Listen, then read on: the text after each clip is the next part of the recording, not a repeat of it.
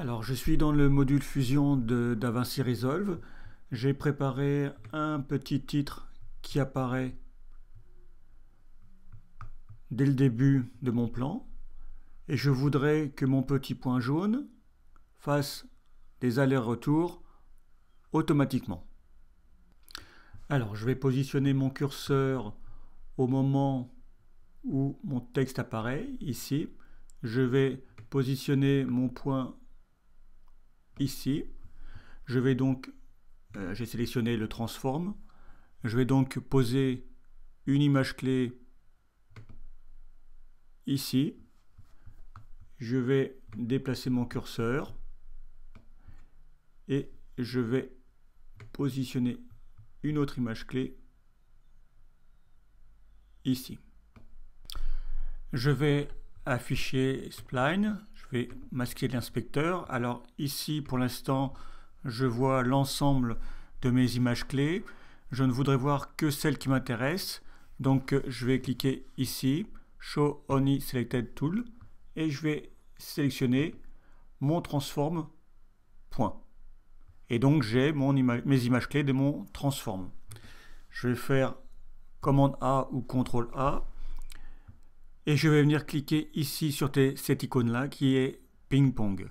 Et je vois que ma courbe est dupliquée. Regardons le résultat. J'ai bien un va-et-vient automatique. Alors le résultat est un peu trop rapide. Donc je peux directement ici gérer la vitesse. Donc j'ai désélectionné mes deux images clés. Je ne vais prendre que la première, qui correspondent en fait à l'arrivée, et je vais agrandir.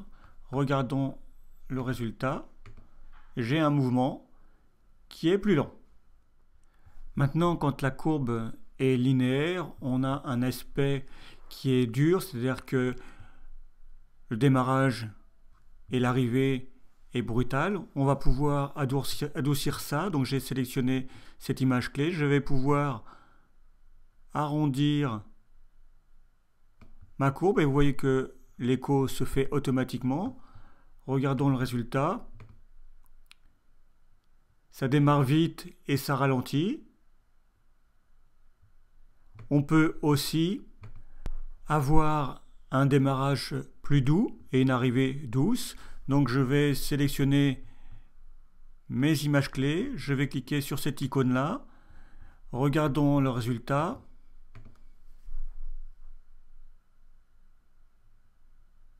Alors, un dernier point, si j'avais besoin que ma courbe soit reproduite avant ma première image, donc je sélectionne mes deux images clés, je fais un clic droit, je vais dans Set Preloop, et là je reprends ping-pong, et ma courbe est reproduite avant ma première image.